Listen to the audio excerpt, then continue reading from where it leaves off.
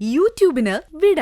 സൂര്യയിലെ എല്ലാ പരമ്പരകളും സംരക്ഷണത്തിന് ശേഷം തികച്ചും സൗജന്യമായി സൺ നെക്സ്റ്റ് ആപ്പ് ഡൗൺലോഡ് ചെയ്യൂ. കണ്ടാസ്വദിക്കാം നിങ്ങളുടെ പ്രിയ പരമ്പരകൾ. നമ്മളായിട്ട് തന്നെ കളയണോ? എന്ത് സമാധാനം? അനുവർത്തിയും കുഞ്ഞും ഇല്ലാതെ ഇന്ദിരേട്ടന് സമാധാനം കിട്ടോ? എന്റെ സമാധാനം മാത്രമല്ലേ പോകുന്നുള്ളൂ, അത് ഞാൻ സഹിച്ചാ പോരെ.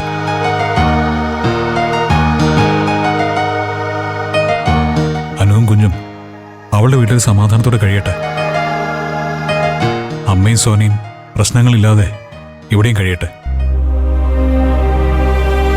ഞാൻ എന്റെ സമാധാനം നോക്കാൻ പോയാ മറ്റുള്ളവരുടെ എല്ലാം സ്വസ്ഥതയും സ്വൈര്യവും നഷ്ടപ്പെടും. അത് വേണ്ട. ഇതൊന്നും പ്രശ്നങ്ങൾക്കുള്ള പരിഹാരമല്ല ഇന്ദിരേട്ടാ. ഇത് ശരിക്കും പ്രശ്നങ്ങളെ ഫേസ് ചെയ്യാൻ പറ്റാതെയുള്ള ഒളിച്ചോട്ടമാണ്. ശരിക്കും ഇതല്ല ചെയ്യേണ്ടത്. ഇന്ദിരേട്ടൻ പഞ്ചരത്നത്തിൽ പോയി അനുവടത്തെയും വിച്ചുമോനെയും വിളിച്ചോണ്ട് വന്ന് വീട്ടിൽ താമസിപ്പിക്കണം. എടാ, അത് സോനിയും അമ്മയും എതിർപ്പുണ്ടാവുന്നല്ലേ? എതിർക്കട്ടെ, വഴക്കുണ്ടാകട്ടെ. പറഞ്ഞ് വാ വേദനിക്കുമ്പോ തനിയെ നിർത്തിക്കോളൂ. അതല്ല സത്യ. സോനിയെ തിരിച്ചു കൊണ്ടുവരാൻ ഞാൻ അവൾക്ക് കൊടുത്ത വാക്ക്. വിവരമില്ലാതെ അവള് പറയുന്ന താളത്തിനൊക്കെ ജീവിതകാലം മുഴുവൻ തുള്ളാൻ ഇന്ദിരേട്ടനെ കൊണ്ട് പറ്റുമോ? ശരി, ഞാൻ വേറൊരു കാര്യം ചോദിക്കാം. നാളെ എനിക്കും സോനിക്കും ഇടയിൽ ഒരു പ്രശ്നം ഉണ്ടായി, ഞാൻ വീട്ടിൽ നിന്ന് ഇറങ്ങിപ്പോയാ ഇന്ദിരേട്ടൻ ഒന്നും പറയാതെ മിണ്ടാതെ നിൽക്കുമോ? ഇല്ല. അതെന്താ അങ്ങനെ? അത് ഞാൻ ഇന്ദിരേട്ടന്റെ കൂടപ്പിറപ്പായതുകൊണ്ട്, നമ്മളെല്ലാവരും ഒരു കുടുംബമായതുകൊണ്ട്. ശരിയല്ലേ? അപ്പോ അനുവടത്തിയും കുഞ്ഞും ആരാ? അവരാണ് ശരിക്കും ഇന്ദിരേട്ടന്റെ കുടുംബം. അതെന്താ ഇന്ദിരേട്ടൻ മനസ്സിലാക്കാത്തെ? നീ പറയുന്നത് 100% ശരിയാണ് സത്യ. ഇതിന്റെ എല്ലാ ഇടയിൽ കിടന്ന് ശ്വാസം മുട്ടി ഞെരിയുന്നത് ഞാനാ. ഇതെല്ലാം തീർക്കാൻ ഇന്ദിരേട്ടന് മാത്രമേ പറ്റൂ. ഇങ്ങനെ പോയാ ഇതിന്റെ എല്ലാം നഷ്ടം അനുഭവിക്കേണ്ടി വരുന്നതും ഇന്ദിരേട്ടൻ മാത്രമായിരിക്കും. സത്യ, എന്റെ മനസ്സിലുള്ളത് ഞാൻ നിന്നോട് പറഞ്ഞു. അവരെ രണ്ടുപേരെ എത്രയും പെട്ടെന്ന് തിരിച്ചു കൊണ്ടുവരണമെന്നാ എന്റെ ആഗ്രഹം. പക്ഷെ ഇപ്പോഴത്തെ അവസ്ഥയിൽ എന്നെ കൊണ്ട് അത് സാധിക്കില്ല. നീ എന്ത് ചെയ്യും, എങ്ങനെ ചെയ്യുന്നൊന്നും എനിക്കറിയത്തില്ല. എങ്കിലും അവരെ തിരിച്ചു കൊണ്ടുവരാൻ പറ്റുന്നത് എന്തായാലും അത് നീ ചെയ്യണം, എനിക്ക് വേണ്ടി.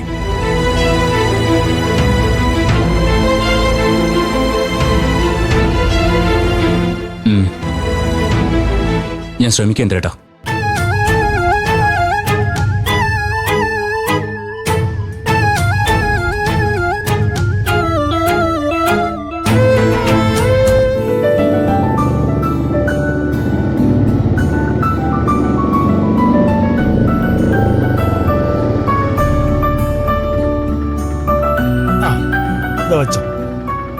രാമനാഥനാണുള്ളത്.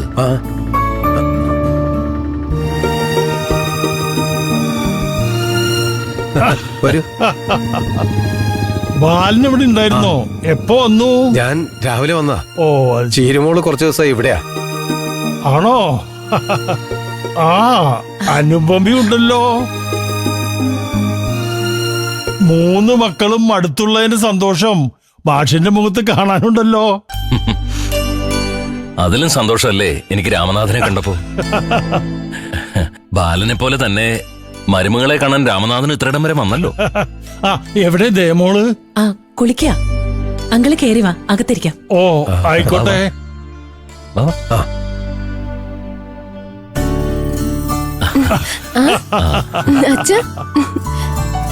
അച്ഛൻ ഒറ്റയ്ക്കാണോ വന്ന്?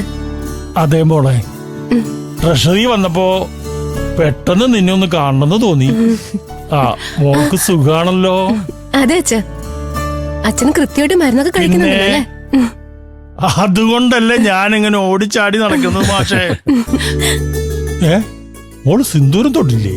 അയ്യോ ഇല്ലച്ച, ഞാൻ കുളിച്ചിപ്പോ വന്നേ ഉള്ളൂ. പൂജാമുറിയും തൊടാം.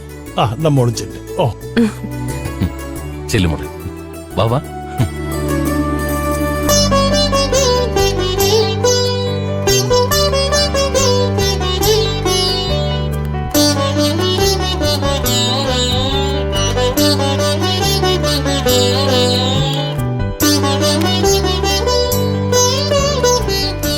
ആ ചീരുമോളെ കണ്ടില്ലല്ലോ.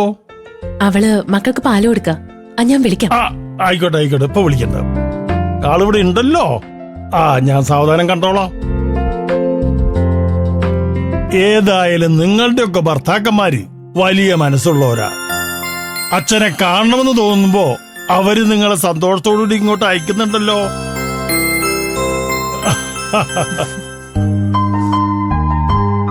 ഇന്ദ്രന്റെ കാര്യം തന്നെ ഒന്ന് ആലോചിച്ചു നോക്ക്. അവന്റെ അമ്മയുടെ സ്വഭാവം വെച്ച് മരുമക്കളെ സ്വന്തം വീട്ടിൽ അയക്കാൻ സമ്മതിക്കില്ല. എന്നിട്ടും ഇന്ദ്രൻ അമ്മേനെ ധിക്കരിച്ചും അനുവിന്റെ അച്ഛനെ കാണാൻ വരുന്നില്ലേ?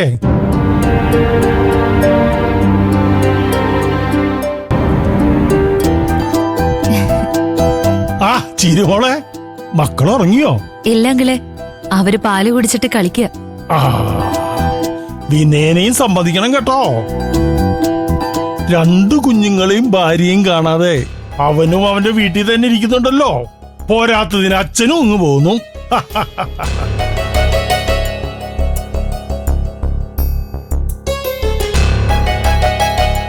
ഏതായാലും എല്ലാരെയും ഒരുമിച്ച് കാണുമ്പോ മനസ്സിന് നല്ല സന്തോഷം തോന്നുക മാഷേ. രാമനാഥനെല്ലാം നല്ല മനസ്സോടെ കാണുന്നതുകൊണ്ടാണ് ഈ സന്തോഷം.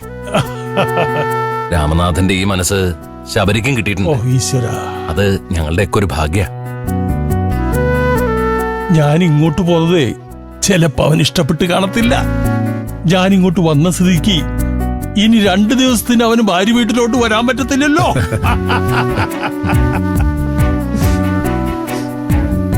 ബാല, ഞാൻ ചീരുമോളുടെ മക്കളെ ഒന്ന് കാണട്ടെ. അവരെ എനിക്ക് ഇതുവരെ കണ്ണു നിറയൊന്നും കാണാൻ പറ്റിയിട്ടില്ല. ദേ എന്റെ കൂടെ ഒന്ന് വരൂ. മുളിച്ചെല്ലും.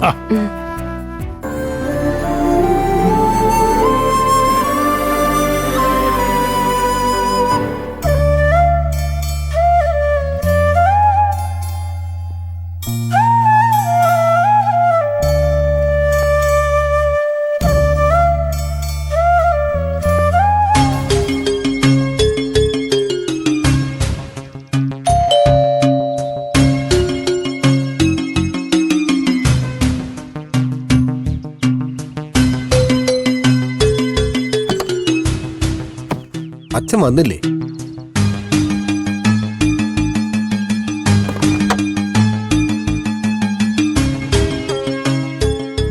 വിനയ, ആ. അച്ഛൻ വന്നില്ല. താക്കോലിതാ എന്റെ കയ്യിൽ തന്നെ ഉണ്ട്. അച്ഛൻ വന്നില്ല അല്ലേ? ഇല്ല. കാണാതായപ്പോ ഞാൻ ബാലേട്ടനെ വിളിച്ചു നോക്കി, പക്ഷെ ഫോൺ സ്വിച്ച് ഓഫാ. എന്താ വിനയ, എന്തെങ്കിലും പ്രശ്നമുണ്ടോ? ഏയ്, എന്ത് പ്രശ്നം? അച്ഛൻ എന്തെങ്കിലും ആവശ്യം ഉണ്ടായി കാണും, അതാ വൈകുന്നത്. അല്ല, ഞാൻ കുറച്ചു നാളായി നിങ്ങളെയൊക്കെ കാണുന്നതല്ലേ, അതുകൊണ്ട് പറയാ. അച്ഛനെ വിഷമിപ്പിക്കരുത്. മക്കളുടെ സ്നേഹവും കരുതലും മാതാപിതാക്കൾ ആഗ്രഹിക്കുന്നത് ഈ സമയത്താ. ഈ സമയത്ത് നമ്മൾ അത് കൊടുക്കണം. അതിനിവിടെ പ്രശ്നമൊന്നും ഇല്ലല്ലോ ചേച്ചി, പിന്നെന്തിനാ? എങ്കി നല്ല കാര്യം. ചേച്ചി, എനിക്ക് കുറച്ച് തിരക്കുണ്ടായിരുന്നു. ഓ ശരി, ഞാൻ വിഷമിപ്പിക്കാനല്ല, പറഞ്ഞതേ ഉള്ളൂ. ബാലേട്ടനും ചേച്ചിയും വിനയനെ എത്ര കാര്യമായിട്ടാ നോക്കുന്നെന്ന് നേരിക്കണ്ട ആളായതുകൊണ്ട് ഞാൻ പറഞ്ഞതേ ഉള്ളൂ. ശരി. എങ്കി വിനയൻ അകത്തേക്കല്ലേ, ഞാൻ പോവാ. ആ.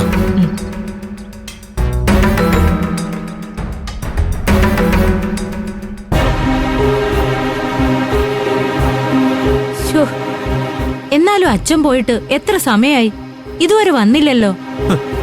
അത് പിന്നെ നിന്റെ അച്ഛനെ നിന്നേക്കാ കാര്യം ആ മരുമോളല്ലേ? അത് ശരിയാ, നമ്മളെല്ലാരെക്കാളും ഇഷ്ടം അച്ഛന് ദേ തന്നെയാ. അവളുടെ ഒരു യോഗം. എങ്ങനെയാണാവോ അവള് ഇവരെയൊക്കെ മയക്കെടുത്ത് വെച്ചിരിക്കുന്നത്? ശബരി പിന്നെ അവളുടെ അടിമയാ. അത് പോട്ടേന്ന് വെക്കാം. ഇപ്പൊ ദേ അച്ഛനും. അതങ്ങനെ സ്വന്തം മകളായ നിന്നെ കാണാതിരുന്നാൽ പോലും അച്ഛന് ഇത്രയും സങ്കടം ഇല്ലായിരുന്നു.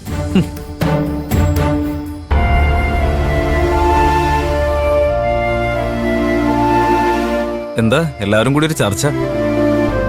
ഞങ്ങള് നിന്നെ വിളിക്കാൻ തുടങ്ങുമായിരുന്നു. എന്തുപറ്റി? അല്ല ശബരി, ദയെ കാണാൻ പോയിട്ട് അച്ഛനെതിരെ തിരിച്ചു വന്നില്ലല്ലോ. അതാണോ കാര്യം? എന്റെ മനസ്സിൽ തോന്നിയ എന്തൊക്കെയോ ഞാൻ വിളിച്ചു പറഞ്ഞതാ. മിച്ചുമോനിപ്പോ ഇത്തിരി വിഷമിച്ചാലും അതവനെ താങ്ങാൻ പറ്റും. അവനെ അതിനെ മാനേജ് ചെയ്യാൻ എനിക്കും പറ്റും. അതുകൊണ്ട് ഇന്ദ്രേട്ടൻ എന്നെ വിളിക്കുന്നവരെ ഞാൻ ഇനി അങ്ങോട്ട് പോകുന്നില്ല അച്ഛാ. ഉറപ്പായിട്ടും പോകുന്നില്ല അച്ഛാ.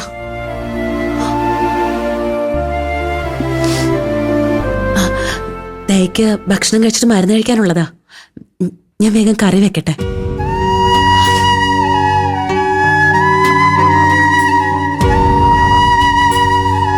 അച്ഛാ, എന്താ മോളെ ഇതൊക്കെ?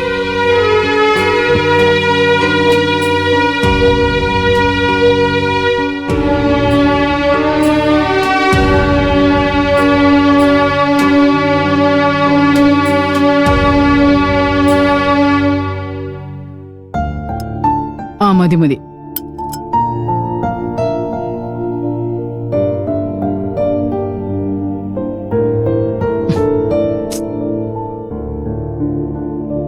ഇതെന്താ സോനെ, നീ ഇന്നൊരു സാമ്പാറും കൂട്ടുകറിയും മാത്രമേ ഉണ്ടാക്കിയുള്ളൂ?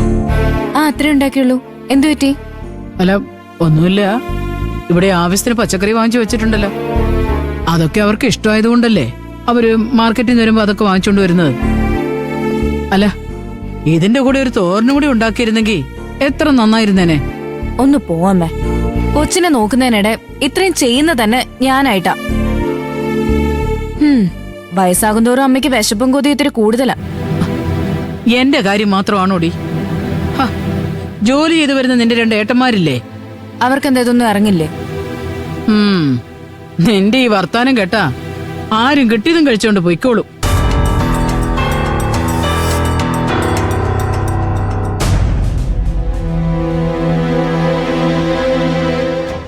ആ, ഇതെന്താ രണ്ടാളും ഒരുമിച്ച്? കൈ കഴുകിയിട്ട് വാ, ഇരിക്കാം.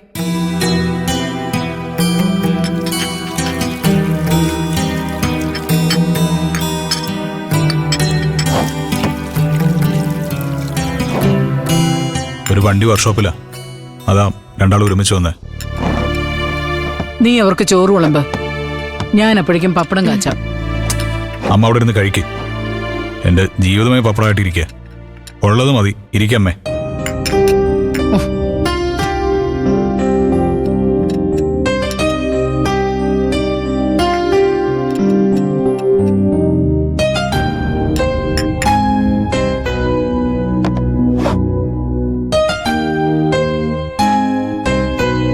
ഓ, ഇതെന്ത് കറിയാമേ?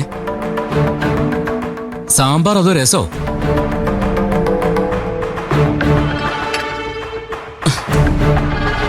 ഇതിലൊരു മണോ രുചിയൊന്നും ഇല്ലല്ലോ. ഇതൊക്കെ ആരാമേ ഉണ്ടാക്കിയത്? ആരുണ്ടാക്കിയാലെന്താ, സാധാരണ ചേർക്കുന്ന സാമ്പാർ പൊടിയും മസാലയും ഒക്കെ ചേർത്തിട്ട് തന്നെ ഉണ്ടാക്കിയത്.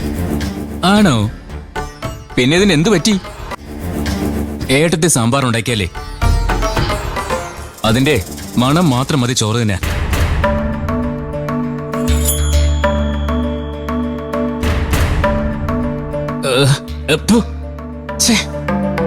ഈ കറിയും ബഹുവിശേഷമായിട്ടുണ്ട്.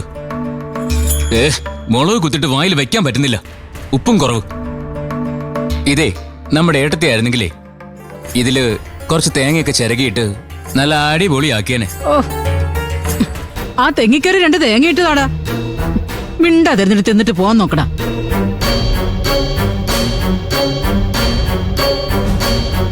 നമ്മുടെ ഏട്ടത്തി ഉണ്ടാക്കിയത് കഴിച്ചാലേ നമുക്ക് വീണ്ടും വീണ്ടും ചോദിക്കാൻ തോന്നും, ഇല്ലേ ഇന്ദ്രേട്ടാ?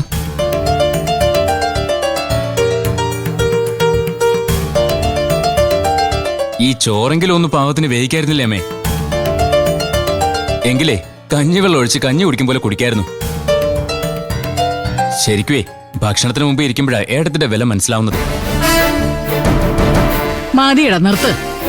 നീ ജനിച്ചപ്പം മുതലേ അനന്തം മാഷയുടെ വീട്ടിലെ അനുപമ വിളമ്പി തന്ന ചോറ് നിന്നിട്ടാണോ വളർന്നത്? മര്യാദയ്ക്ക് കിട്ടി തിന്നിട്ട് എഴുന്നേറ്റ് പോവാൻ നോക്ക്. വളർത്തി വലുതാക്കിയ തള്ളയുടെ മുമ്പിലിരുന്ന് അവൻ ഇന്നലെ വന്ന ഏടത്തിര കൈപ്പുണ്യം വിളമ്പിക്കൊണ്ടിരിക്കുന്നു.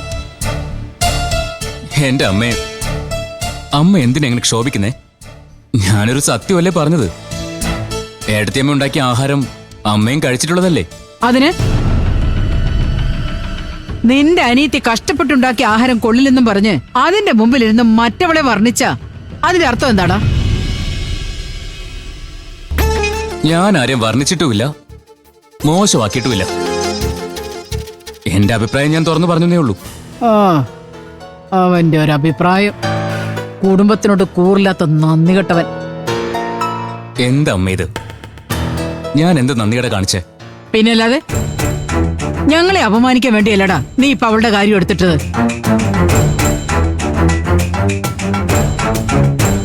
ഇതെന്തൊരു കഷ്ടമാ. എടുത്ത് ഇവിടുന്ന് ഇറക്കി വിട്ടത് പോരാതെ അവരുടെ പേര് പറയുന്ന പോലും വിലക്കുവാണല്ലോ അമ്മ. മതിയടാ മതി. തിന്നുന്ന ചോറിന്റെ മുമ്പിലിരുന്ന് കുടുംബം കലക്കാൻ നോക്കിയാ ഇനി നിനക്കിവിടെ ഊണില്ല. ഇറങ്ങിപ്പോടാ വെളിയില്. ഈ അമ്മയ്ക്ക് ഇതെന്താ പറ്റിയേ? എന്റെ അമ്മയെ വീടിനകത്തിരുന്ന് ഇങ്ങനെ വിധി കൽപ്പിക്കുമ്പോ പുറത്തുള്ളവർ അമ്മയെ എങ്ങനെയാ വിലയിരുത്തുകയെന്നും കൂടി ഒന്ന് ആലോചിക്കുന്നത് നല്ലതാ. ഏട്ടത്തി എവിടുന്ന് ഇറക്കി വിട്ടുന്ന കാര്യമേ ഇതുവരെ പുറത്ത് ആർക്കും അറിയില്ല. ആരെങ്കിലും അറിഞ്ഞാ ഈ വീട്ടിൽ നിന്ന് ശ്യാം പോയതും എന്തിന് മനീഷ പോയതുപോലും അമ്മയുടെ കയ്യിലിരിപ്പുണ്ടാണെന്ന് എല്ലാരും പറയും. പറയുന്നവര് പറയട്ടടാ. നാട്ടുകാരുടെ ചെലവിലൊന്നും അല്ലല്ലോ ഞാൻ ജീവിക്കുന്നത്. എനിക്ക് ചെലവിന് തരുന്നേ എന്റെ മകൻ ഇന്ദ്രനാ. ശ്യാമും മനുഷ്യൊക്കെ ഇവിടുന്ന് പോയത് എങ്ങനെയാന്ന് ഇവനും ദൈവത്തിനും അറിയാം. എനിക്കത് മതിയടാ.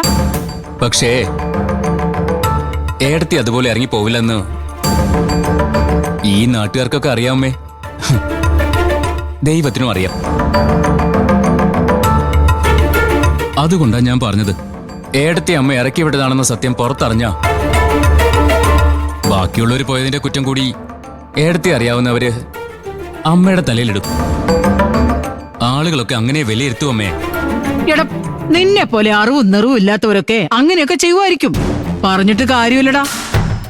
ഗ്രഹപ്പഴയ്ക്ക് ജനിച്ച നീ എന്റെ മകനായിരിക്കുമ്പോ എനിക്കിങ്ങനെയൊക്കെ വന്നില്ലെങ്കിലേ അത്ഭുതമുള്ളൂ. സത്യേട്ടൻ പറയുന്നതിനൊക്കെ തിരിച്ചു പറയാൻ തുടങ്ങിയ അമ്മയ്ക്ക് അതിന് നേരം കാണും. എന്ന് വെച്ച് അമ്മ ഇങ്ങ് വന്നേ. വാ അമ്മേ, ഏട്ടന്മാർ ആഹാരം കഴിക്കട്ടെ. ഇങ്ങ് വാ.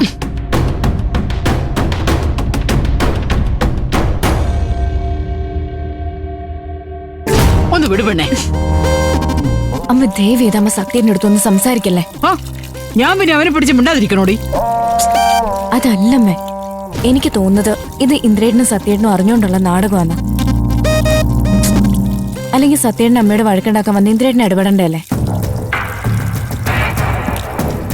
ഇപ്പൊ സത്യേട്ടൻ എത്രയൊക്കെ പറഞ്ഞിട്ടും ഇന്ദ്രേട്ടന് ഒരു വാക്ക് മിണ്ടിയോ നോക്ക്. എല്ലാം കേട്ട് മിണ്ടാതിരിക്കല്ലേ. സോനെ, ആ ആ കുറച്ച് പഞ്ചസാര എടുത്തോണ്ട് വാ, എരിഞ്ഞിട്ട് പയ്യ. എന്റെ അമ്മൂ. ആ ശരിയേട്ടാ, ഇപ്പൊ കൊണ്ടുവരാം.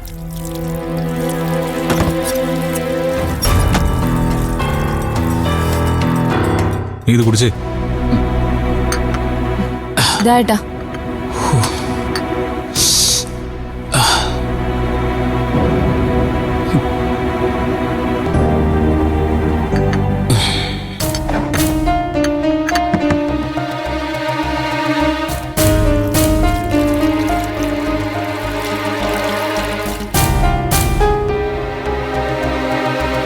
എടാ ഞാൻ ഉടനെ ഇറങ്ങുക. ഏട്ടൻ കഴിച്ചു കഴിഞ്ഞിട്ടല്ലേ വരുള്ളൂ. നീ വണ്ടി എടുത്തോ, ഞാൻ എങ്ങനെയെങ്കിലും വന്നോളാം. ശരി.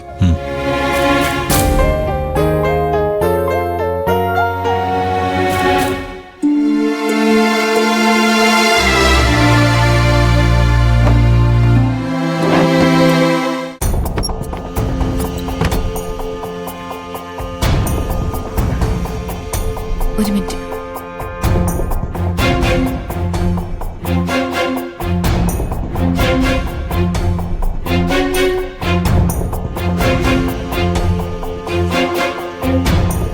എന്താടി അമ്മേ, ഞാൻ ഉറപ്പിച്ച് പറയാം, ഏട്ടന്റെ മനസ്സിലിപ്പോ ഏട്ടത്തി മോന് മാത്രമേ ഉള്ളൂ. അവരെ ഓർത്തിട്ടാ ഏട്ടൻ ഇപ്പൊ മിണ്ടാതിരിക്കുന്നത്. സത്യേട്ടൻ അങ്ങനെയൊക്കെ പറഞ്ഞാലെങ്കിലും അമ്മയുടെ മനസ്സിലകുന്ന ഇന്ദ്രേട്ടൻ പ്രതീക്ഷയാണ്. അതുണ്ടാവാത്തതിന്റെ വിഷമം ഞാൻ ഇന്ദ്രേട്ടന്റെ മുഖത്തിപ്പോ കണ്ടു. വേണമെങ്കിൽ അമ്മ ചെന്ന് നോക്ക്. വാ.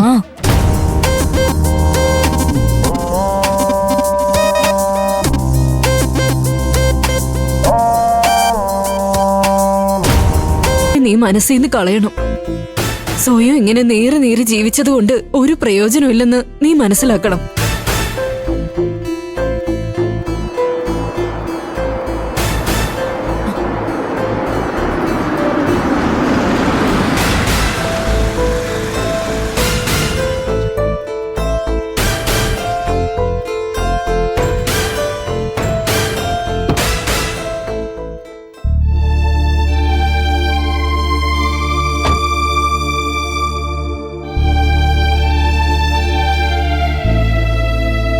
നിങ്ങളോട് പോയതാ?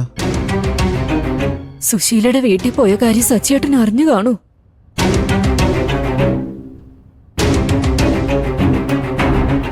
ഞങ്ങൾ അമ്പലത്തിൽ പോയതാ. അതെ, ഗോകുലിന്റെ പേരില് കുറച്ച് വഴിപാട് നടത്താനുണ്ടായിരുന്നു. അവൻ കാര്യങ്ങൾ അതിന്റെ യാഥാർത്ഥ്യ ബോധത്തോടു കൂടി മനസ്സിലാക്കണം. അല്ലാതെ ഇങ്ങനെ വഴിപാട് നടത്തിയതുകൊണ്ടൊന്നും ഒരു കാര്യമില്ല. താൻ പാതി ദൈവം പാതി എന്നാണല്ലോ. അങ്ങനെ ഒരു നേർവഴിക്കുള്ള ചിന്ത ഈശ്വരൻ അവന് ഉണ്ടാക്കി കൊടുക്കട്ടെ.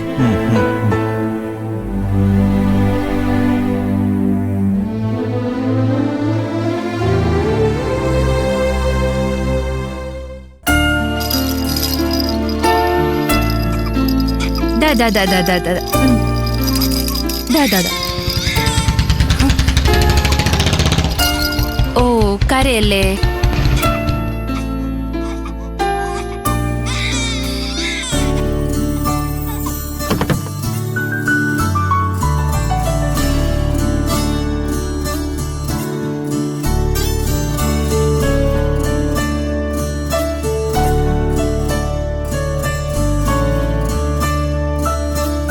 നീ എന്താ മലക്ക് പോകാൻ വേണ്ടി മാലിട്ടിരിക്കുവാണോ? വിനയേട്ടന്റെ ഒരു തമാശ. ഇതെന്താ ഒരുങ്ങിയിട്ടൊക്കെ? അതൊക്കെ ഉണ്ട്. അച്ഛൻ അമ്മയുടെ അടുത്ത് ആയുർവേദ ഹോസ്പിറ്റൽ ആയതുകൊണ്ട് നീ വിളിച്ചിട്ട് വേഗം വരാൻ പറഞ്ഞത് കൊണ്ടാ ഞാൻ ഓടി വന്നത്. വിനയേട്ടൻ വാ.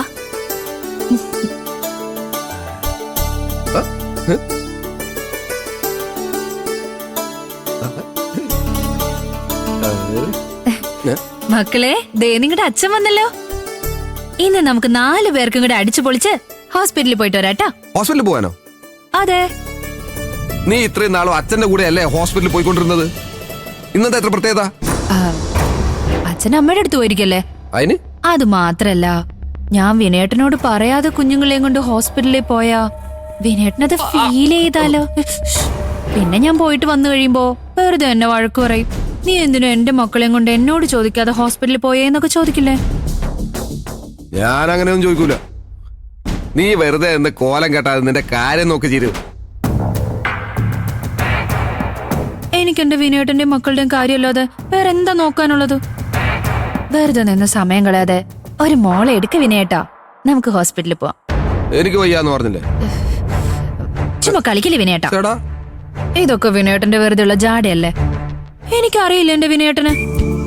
എന്നോടും കുഞ്ഞുങ്ങളോടുമുള്ള ആത്മാർത്ഥമായ സ്നേഹം കൊണ്ടല്ലേ ഞാൻ വിളിച്ച ഉടനെ വിനേട്ടൻ ഓടി വന്ന്.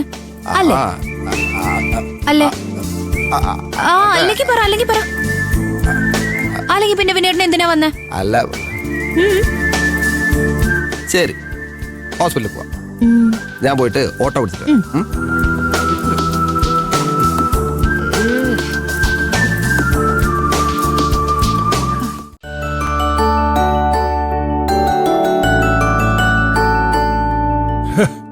എന്തുവാടി കഷ്ടം. ശബരി ഒന്നും തോന്നുന്നു.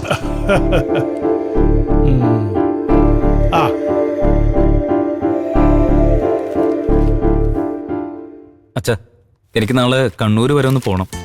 എന്തിനാ മോനെ? ബിസിനസിന്റെ ആവശ്യത്തിനാണോ?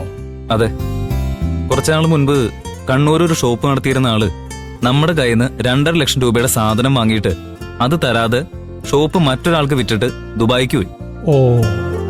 അന്ന് ഞാൻ അയാളെ തിരക്കി കണ്ണൂർ ഷോപ്പിൽ ചെന്നപ്പോഴാ അത് മറ്റൊരാൾക്ക് വിറ്റ കാര്യം തന്നെ അറിയുന്നത്. ആ കടയുടെ പുതിയ ഓണറോട് നമുക്ക് പണം വാങ്ങിക്കാൻ പറ്റില്ലല്ലോ. ദുബായിൽ പോയ ആള് കോണ്ടാക്ട് ചെയ്യാനൊന്ന് ശ്രമിച്ചെങ്കിലും അത് നടന്നുമില്ല. ഇപ്പൊ അയാൾ എന്തോ ആവശ്യത്തിന് നാട്ടിൽ തിരിച്ചെത്തിയിട്ടുണ്ടെന്ന് അറിഞ്ഞു. ഇപ്പൊ നേരിട്ട് ചെന്ന് സംസാരിച്ചിട്ട് വേണം പണം തിരിച്ചു വാങ്ങാൻ. നീ ഒറ്റയ്ക്കാണോ ശബരി പോകുന്നത്? അതെ. എന്നാ പിന്നെ ധനനെയോ അശോകനെയോ കൂട്ടിക്കൊണ്ട് പോക്കൂടായിരുന്നോ? എന്തിന്? ഇവരെ കൊണ്ടുപോയിട്ട് എന്താ പ്രയോജനം? പിന്നെ ഞാൻ ഇവരെയും നോക്കി നടക്കണം, വെറുതെ അധിക ചെലവും. അതെന്താ ശബരി നീ അങ്ങനെ പറഞ്ഞത്? കാശ് തരാതെ മുങ്ങിയവന്റെ കുത്തിന് പിടിച്ച് കാശ് വാങ്ങിക്കണമെങ്കിൽ ഒറ്റയ്ക്ക് പോയ കാര്യം നടക്കില്ല. അതിനെ തന്റെ ഉള്ള ഒരു കൂടെ വേണം. അതുകൊണ്ട് തന്നെയാ നിങ്ങൾ വരണ്ടാന്ന് ഞാൻ പറഞ്ഞത്.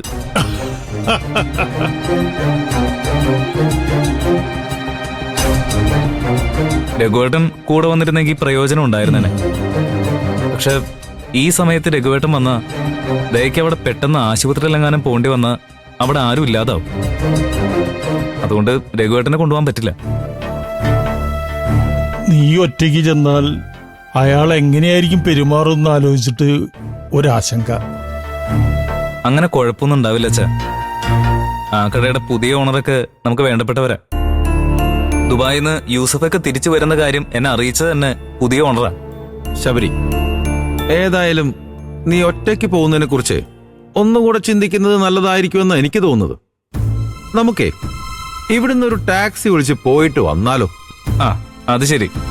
കിട്ടാനുള്ള കാശിനേക്കാളും കൂടുതൽ ചെലവാക്കാനുള്ള പ്ലാനാണല്ലേ? നീ പറഞ്ഞതാണ് ശരി. എന്നാ പിന്നെ നീ തന്നെ പോയിട്ട് വന്നാ മതി. നീ പോകുന്ന കാര്യം ദയോട് പറഞ്ഞോ? ഇല്ല, ഞാനിന്ന് രഘുവേട്ടന്റെ വീട്ടിൽ പോയിട്ട് പുലർച്ചെ അവിടെ നിന്ന് കണ്ണൂർക്ക് പോവാനാ കരുതിയിരിക്കുന്നത്. അപ്പൊ ദയോട് പറഞ്ഞോളാം. എന്നാ പിന്നെ അങ്ങനെ ആവട്ടെ. ആ ശരി അച്ഛാ.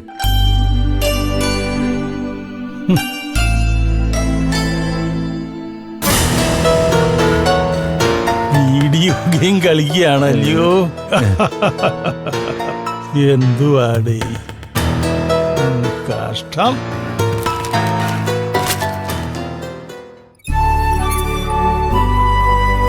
കുട്ടികളുടെ വെയിറ്റ് കുറവാണല്ലോ കാണിക്കുന്നത്. അവർക്കെന്താ കഴിക്കാൻ കൊടുക്കുന്നേ? കുറുക്ക് കൊടുക്കും, പിന്നെ കാച്ചിയ പാല് കൊടുക്കും. കുഞ്ഞുങ്ങൾക്ക് മുലപ്പാല് നിർബന്ധമായും കൊടുക്കണം. അതവരുടെ വളർച്ചയ്ക്ക് ഏറ്റവും അത്യാവശ്യമായ കാര്യമാണ്. അത് കൊടുക്കുന്നുണ്ട് ഡോക്ടറെ. എന്നാലും രണ്ടുപേരില്ലേ, അതാ. ആ മനസ്സിലായി. ഞാൻ പറഞ്ഞത് എന്താണെന്ന് വെച്ചാ, ഇപ്പോഴത്തെ അമ്മമാര് പലർക്കും കുഞ്ഞുങ്ങളെ മുലയൂട്ടാൻ മടിയാണ്. ആ പ്രവണത ശരിയല്ല. അങ്ങനെയാണോന്നറിയാൻ ചോദിച്ചെന്നേ ഉള്ളൂ. വിനയന് ഇതിലൊന്നും താല്പര്യമില്ലെന്ന് തോന്നുന്നു. ഞാൻ നിങ്ങളുടെ കുഞ്ഞുങ്ങൾക്കും കൂടി വേണ്ടിയാ സംസാരിക്കുന്നത്. സി മിസ്റ്റർ വിനയൻ, കുഞ്ഞുങ്ങളെ വളർത്തുന്നത് അമ്മമാരുടെ മാത്രം കടമയല്ല. അതില് അച്ഛന്മാർക്കും തുല്യ പങ്കാളിത്തമുണ്ട്. അയ്യോ ഡോക്ടറെ, വിനേട്ടനെ അങ്ങനെയൊന്നും പറയല്ലേ. വിനേട്ടൻ കുഞ്ഞുങ്ങളെ നോക്കുന്ന പോലെ ഈ ലോകത്ത് ആർക്കും നോക്കാൻ പറ്റില്ല. ഈ രണ്ട് കുഞ്ഞുങ്ങളെന്ന് പറഞ്ഞ വിനേട്ടന്റെ രണ്ട് കണ്ണുകൾ പോലെയാ. കുഞ്ഞുങ്ങൾക്ക് വേണ്ടതെല്ലാം വിനേട്ടൻ തന്നെ നോക്കിയും കണ്ടും ചെയ്യുന്നതാ. ഓഹോ, അങ്ങനെയാണോ? അതെ ഡോക്ടറെ. കുഞ്ഞുങ്ങൾക്ക് എപ്പോഴാ ബൂസ്റ്റർ ഇഞ്ചക്ഷൻ എടുക്കേണ്ടത്, എപ്പോഴാ ഡോക്ടറെ കാണിക്കേണ്ടത്, എല്ലാം വിനേട്ടൻ തന്നെ ശ്രദ്ധിക്കുന്നത്. ഓഹോ, വെരി ഗുഡ്. ആ പിന്നെ ഡോക്ടറെ, കുഞ്ഞുങ്ങള് ചില സമയത്ത് കരഞ്ഞ അതെന്തിനാന്ന് എനിക്ക് പോലും മനസ്സിലാവില്ല. പക്ഷെ വിനേട്ടൻ അത് കറക്റ്റ് ആയിട്ട് കണ്ടുപിടിച്ച് പറയും. ഓ കൊള്ളാം. നാട്ടിലെ ചെറുപ്പക്കാരെല്ലാം ഇങ്ങനെയായാൽ നമ്മുടെ നാട് എന്നേ രക്ഷപ്പെട്ടേനെ. കുഞ്ഞുങ്ങൾക്ക് നമ്മൾ കൊടുക്കുന്ന സ്നേഹമാണ് അവർ വലുതാകുമ്പോൾ നമുക്ക് തിരിച്ചു തരുന്നത്. അതിപ്പോ ആരും മനസ്സിലാക്കാറില്ല. കുഞ്ഞുങ്ങൾക്ക് സ്നേഹം കൊടുത്ത് വളർത്തി നല്ലൊരു സമൂഹത്തെ സൃഷ്ടിക്കുക എന്നതാണ് ഓരോ മാതാപിതാക്കളുടെയും കടമ. അവർക്ക് വേണ്ട സ്നേഹം കൊടുക്കാതെ തിരക്ക്, ജോലി എന്നൊക്കെ പറഞ്ഞ് കുട്ടികളെ ബോർഡിങ്ങിലും ഹോസ്റ്റലുകളിലും ഒക്കെ ആക്കിയാൽ അവര് വളർന്നു വലുതാകുമ്പോൾ അച്ഛനമ്മമാരെ വൃദ്ധസദനത്തിലാക്കും. കൂണുപോലെ വൃദ്ധസദനങ്ങൾ കൂടുന്ന കാരണം നമുക്ക് മനസ്സിലാക്കാവുന്നതേ ഉള്ളൂ. ആ ഡോക്ടർ പറഞ്ഞത് വളരെ ശരിയാ. പക്ഷെ വിനേട്ടന്റെ കാര്യത്തില് അങ്ങനെയൊന്നും സംഭവിക്കേയില്ല. ഈ ബോർഡിങ്, സ്കൂള്, ഹോസ്റ്റലൊക്കെ പോയിട്ട് കുഞ്ഞുങ്ങളെ പിരിഞ്ഞ് 4 മണിക്കൂർ കടയിലിരിക്കുന്ന തന്നെ വളരെ ബുദ്ധിമുട്ടിയാ. അത് മാത്രോ, രാത്രി 2 കുഞ്ഞുങ്ങൾ അടുത്ത് കിടന്നില്ലെങ്കിൽ വിനയേട്ടൻ ഉറങ്ങാൻ പോലും പറ്റില്ല. ഓ ഓ ഓ വെരി ഗുഡ്. ഓ ഒരുപാട് നാളുകൾക്ക് ശേഷമാ മക്കളോട് ഇത്ര സ്നേഹമുള്ള ഒരു അച്ഛനെ കാണുന്നത്. കീപ് ഇറ്റ് അപ്പ് വിനയ. നിങ്ങൾക്കിനി ഒരുപാട് കുഞ്ഞുങ്ങൾ ഉണ്ടാവട്ടെ. അതും പെൺകുഞ്ഞുങ്ങൾ തന്നെ ഉണ്ടാവട്ടെ.